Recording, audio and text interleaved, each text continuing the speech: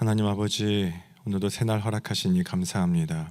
주님, 우리는 주어지는 모든 시간이, 우리의 날들이 마치 영원할 것처럼 살아가지만 우리 날 계수하는 지혜를 허락하여 주옵소서. 영원한 하나님 나라 얻기 위해 이 땅에서 누리는 것을 포기할 줄 아는 지혜를 주옵소서.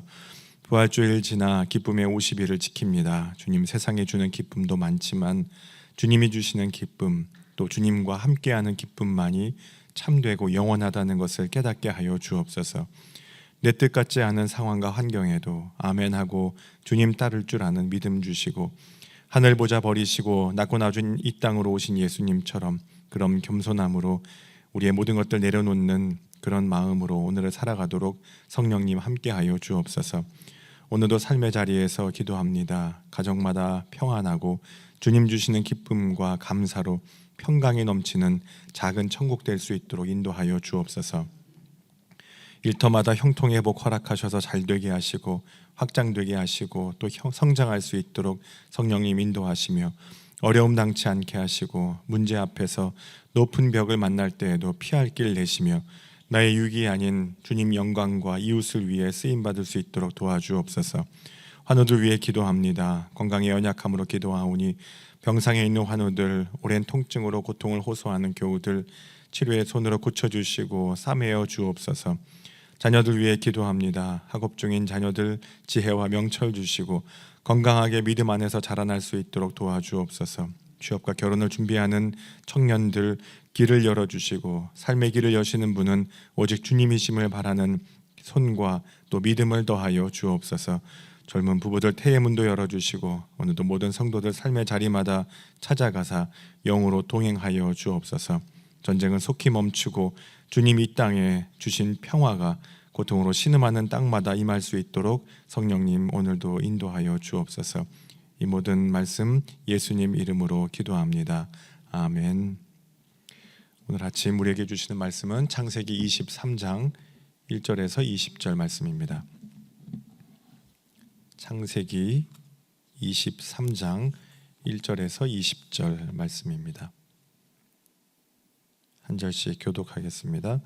사라가 127세를 살았으니 이것이 곧 사라가 누린 햇수라.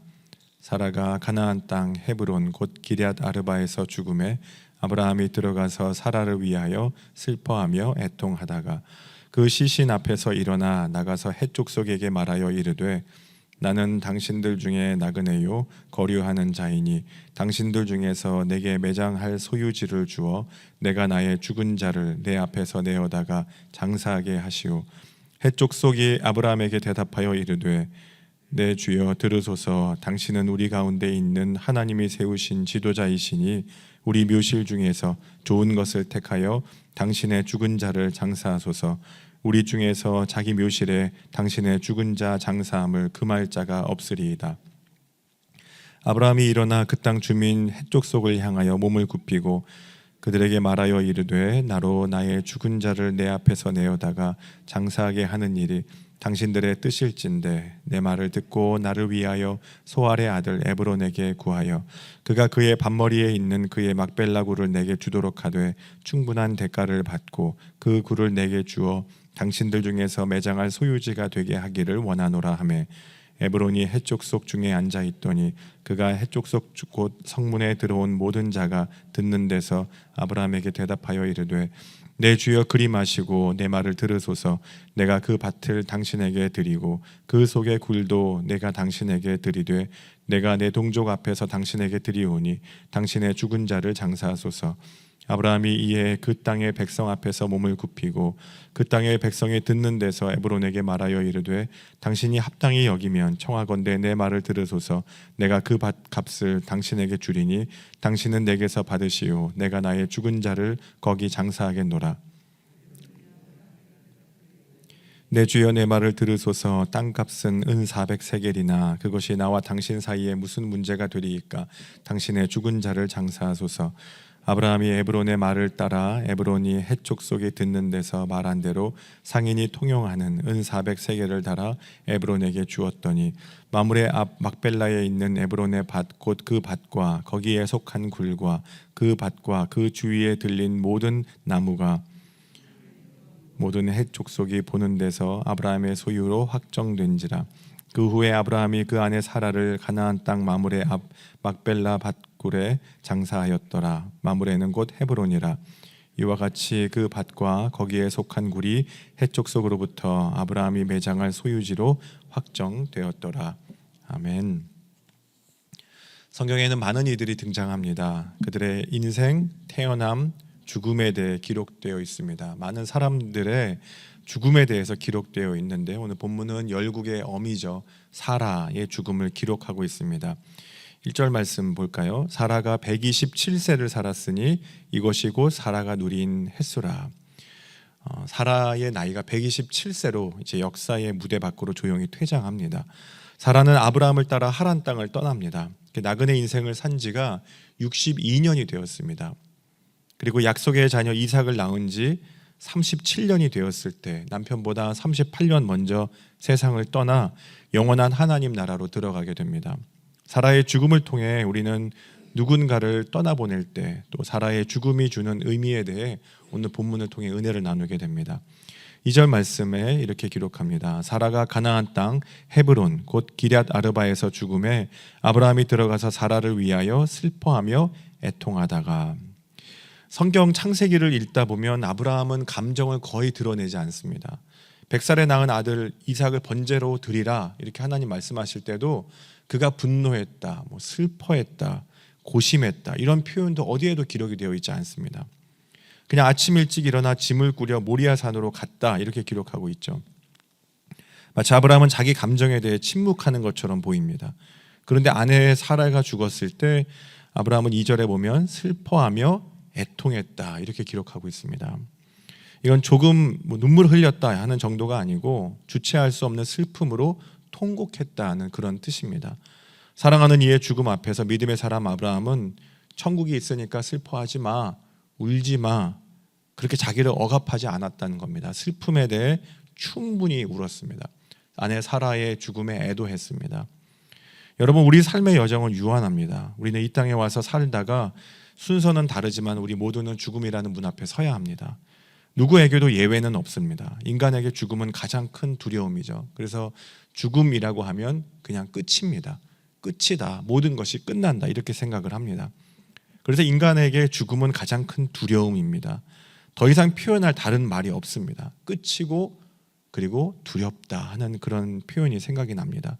생명이 끝나고 즐거움이 끝나고 시간도 끝나고 관계도 끝나고 모든 게 다 끝납니다. 우리 인생의 종지부를 짓는 시간입니다. 그래서 슬픔이 찾아오죠. 그런데 사랑하는 누군가를 떠나보낼 때 믿음의 사람은 슬픔이라는 감정 앞에 정직하게 서야 한다는 겁니다. 로마서 12장 15절에 바울은 즐거워하는 자들과 함께 즐거워하고 우는 자들과 함께 울라 이렇게 이야기합니다. 기쁨도 슬픔도 마치 그 감정을 없는 것처럼 아니면 불필요한 것처럼 느끼지 말고 하나님이 우리에게 주신 그 감정을 필요한 때에 마치 그것을 없는 것처럼 느끼지 말고 통과하면서 충분히 웃고 그리고 함께 울며 공감해야 된다 이렇게 가르쳐 줍니다. 그래서 애도하는 것은 너무나 중요합니다. 애도는 상실을 인정하고 그리고 슬퍼하는 것입니다. 그 앞에 잠시 머무르러야 됩니다. 슬픔 앞에 머물러서 충분히 슬퍼하는 것입니다. 그리고 하나님 앞에 다시 내 마음을 내려놓으며 살아갈 힘을 얻는 과정이 애도하는 것입니다. 시편 56편에도 나의 눈물을 주의 병에 담으소서라고 말합니다. 주님께서는 우리의 눈물을 아시기 때문에 주님 앞에서 우리는 슬퍼할 수 있어야 됩니다. 예수님도 나사로가 죽었을 때 눈물을 흘리며 함께 슬퍼하셨죠. 그렇게 주님 앞에서 우리는 애도한 다음에 소망에 대한 이유를 찾게 되기 때문에 그렇습니다. 그게 우리의 믿음입니다. 3절과 4절 말씀에 이렇게 기록하죠. 같이 읽어볼까요? 3절과 4절 그 시신 앞에서 일어나 나가서 헷 족속에게 말하여 이르되 나는 당신들 중에 나그네요 거류하는 자이니 당신들 중에서 내게 매장할 소유지를 주어 내가 나의 죽은 자를 내 앞에서 내어다가 장사하게 하시오. 아브라함은 슬퍼했습니다. 그리고 애통했습니다. 애도했습니다. 그런데 그 시신 앞에서 머물러만 있지 않고 일어나 나가서라고 되어 있습니다. 일어나 나가서. 여기 일어나다라는 말은 히브리어 쿰입니다. 쿰, 일어났다. 그러니까 상태의 변화, 그리고 상황의 전환을 말합니다. 머물러 있으며 슬퍼합니다. 충분히 슬퍼했어요. 이제 애도했습니다. 그런데 그렇게 충분히 한 다음엔 일어났습니다. 이제 일어났다는 거예요. 방향을 전환했습니다. 믿음의 사람들에게는 소망이 있기 때문입니다. 마태복음 22장 32절에도 하나님은 죽은 자의 하나님이 아니라 산 자의 하나님이다, 그렇게 말씀하시죠. 이건 부활 교리에 대한 말씀만이 아닙니다. 죽음은 끝이고 죽음은 모든 것이 다 사라지게 합니다. 하지만 하나님과 우리의 관계는 죽음으로 끝나지 않습니다. 죽음에서 다시 시작됩니다. 아브라함, 이삭, 야곱, 모세, 다윗, 믿음의 사람들은 다 죽음 너머로 갔지만 그들은 죽지 않았습니다. 하나님 앞에 살아 있습니다. 영원한 생명으로 주님께서 우리와 함께 하시기 때문입니다. 그래서 그리스도인들이 슬픔 중에도 소망을 품을 수 있는 이유입니다.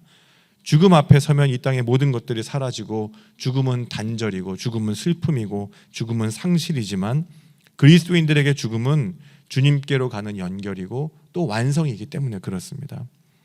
우리가 영원히 머물러야 할 곳은 이 땅이 아니기 때문입니다. 그래서 아브라함은 헷족속에게 그렇게 말하죠. 나는 당신들 중에 나그네요 라고 말합니다. 나는 나그네 인생을 살아갑니다. 나는 나그네입니다. 자기 정체성은 나그네라는 겁니다. 잠시 이 땅에 다녀가는 사람, 지나가는 사람일 뿐 본향은 따로 있습니다. 그렇게 표현합니다. 그것이 우리의 소망입니다. 바울은 데살로니가 교회 성도들에게도 이것을 전합니다.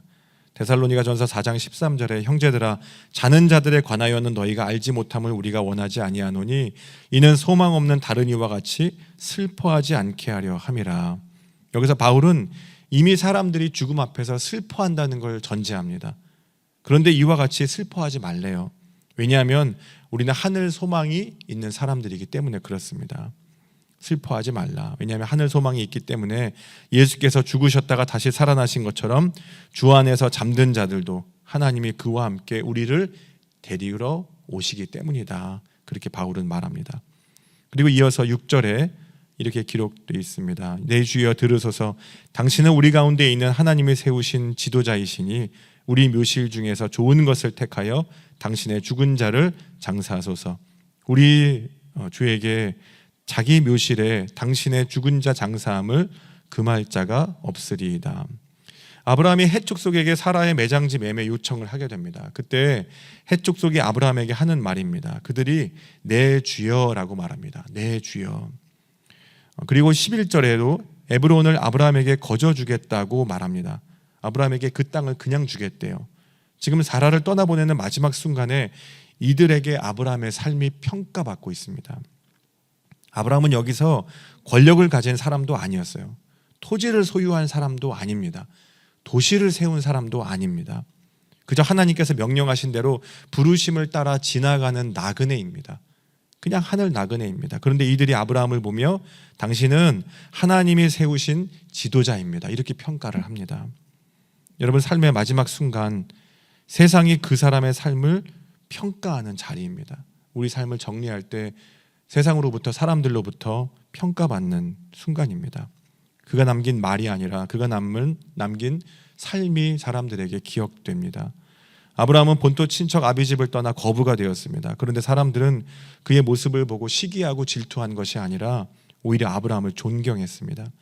인간적인 성공에 대한 평가가 아니라 하나님이 함께 하시는 영의 사람에 대한 진실한 평가, 그리고 어디를 가든 하나님을 예배하고 말씀에 순종한 사람, 정말 하나님을 사랑하고 말씀이 삶이 되기 위해 노력한 사람, 예수님의 마음을 닮아 노력했던 사람, 우리는 그런 평가를 성경 안에서도 많이 보게 됩니다. 하나님의 마음에 합한 사람, 하나님과 동행한 사람, 또 바나바처럼 위로의 사람, 그렇게 하나님의 모습을 닮아 세상으로부터 아름다운 평가를 남기는 여러분 되시길 축복합니다. 마지막으로 아브라함은 하나님의 약속을 믿고 오늘의 선택을 합니다. 아브라함이 헷족속에게 이렇게 말하죠. 9절 말씀에 그가 그의 밭머리에 있는 그의 막벨라 굴을 내게 주도록 하되 충분한 대가를 받고 그 굴을 내게 주어 당신들 중에 매장할 소유지가 되게 하기를 원하노라. 그리고 은 400세겔을 주고 막벨라 굴을 삽니다. 그곳은 가나안 땅입니다. 마므레 헤브론입니다. 고대 근동에서 은 400세겔이면 4.5kg 정도입니다. 오늘 돈으로 현대 가치로 환산하면 한 500만 원 정도, 얼마 안 되죠. 그렇게 큰 돈은 아닙니다. 그런데 이 당시 이 돈은 400세겔이면 일반 노동자의 수년치 임금입니다. 그러니까 이 땅을 사기에는 그렇게 적은 돈은 아니었어요. 고가의 부동산 거래가 지금 이루어지는 겁니다. 하지만 아브라함은 그에 맞는, 그에 합당한 가격을 주고 그 땅을 삽니다. 이렇게 값비싼 결단을 하는 데는 이유가 있습니다. 왜냐하면 하나님의 약속 때문입니다. 그는 하나님의 약속 때문에 본토 친척 아비집을 떠났던 사람입니다. 그가 돈을 주고 산 곳은 이 작은 동굴 하나입니다. 하나님은 분명히 가나안 땅 전체를 주겠다고 약속하셨습니다. 물론 아브라함이 실제로 가진 땅은 이 작은 동굴 하나입니다. 나중에 아브라함, 이삭, 리브가, 야곱, 레아가 이곳에 차례대로 장사됩니다. 후손들이 돌아와야 하는 믿음의 고향을 준비하게 되지만 그가 실제로 경험하고 가지게 된 건 이 가나안 땅 아주 작은 이 막벨라 굴 하나뿐입니다. 하지만 하나님의 약속, 이 땅을 반드시 주실 것이라는 하나님의 약속, 그 약속의 믿음을 고백하는 자리가 바로 이곳이었습니다. 그래서 그 약속을 믿고 이 땅을 사게 되죠. 그래서 이곳 지명이 헤브론입니다. 헤브론의 뜻은 친교, 우정이라는 뜻입니다. 아브라함이 처음 단을 쌓고 하나님과 깊이 교제했던 바로 이 헤브론 땅, 거기에 사랑하는 아내를 묻습니다. 아내를 누입니다. 죽음조차 막을 수 없는 하나님과의 관계, 하나님과의 사랑을 의미합니다. 그걸 믿음으로 고백합니다. 하나님을 사랑했던 그곳에, 하나님께 믿음을 고백했던 그곳에 사랑하는 아내를 누입니다. 보이지 않는 본향을 믿음으로 살아갔던 사람이기 때문에 그 약속을 믿고 막벨라 굴을 사고 그곳에 또 장사를 지냅니다. 사라를 장사 지내는 아브라함을 보며 우리는 생각합니다. 죽음 앞에서 때로 충분히 슬퍼하고 애도할 때 다시 우리에게 죽음을 통해 우리는 부활의 능력이 있다는 걸 깨닫게 됩니다. 우리도 예수님처럼 부활할 것을 소망하게 됩니다. 아브라함이 헤브론 막벨라 굴에 사라를 장사한 것처럼 하나님의 약속을 신뢰하는 선택, 말씀을 의지하는 선택, 말씀을 따라가는 선택을 오늘도 우리는 해야 되겠습니다. 그 믿음이 저와 여러분의 믿음이 될 수 있기를 간절히 축원합니다. 함께 기도하겠습니다. 사랑의 주님, 우리 인생의 연약함에 찾아와 주시니 감사합니다. 죽음이라는 두려움 그리고 단절, 그 앞에서 슬픔과 애도를 통해 인생의 한계를 느끼게 하시고 다시 소망 품게 하시니 감사합니다. 예수님의 십자가 고통을 느낍니다. 그러나 예수님 부활하심으로 우리에게 영원한 생명 주시고 소망 품게 하시니 주님 감사합니다. 그 소망으로 오늘을 살아내게 하시고 모든 선택과 우리의 일상에 믿음 가지고 나아갈 수 있도록 도와주옵소서. 기도하는 제목들마다 주님 돌보아 주시고 가장 좋은 것으로 필요한 때에 선하게 응답하여 주옵소서. 이제는 우리 구주 예수 그리스도의 은혜와 하나님 아버지의 크고 놀라우신 사랑하심과 성령님의 인도하심이 주님 의지하며 그 사랑 안에 거하기 원하는 모든 하나님의 사람들 위해 이제와 영원히 함께 하시기를 간절히 축원하옵나이다. 아멘.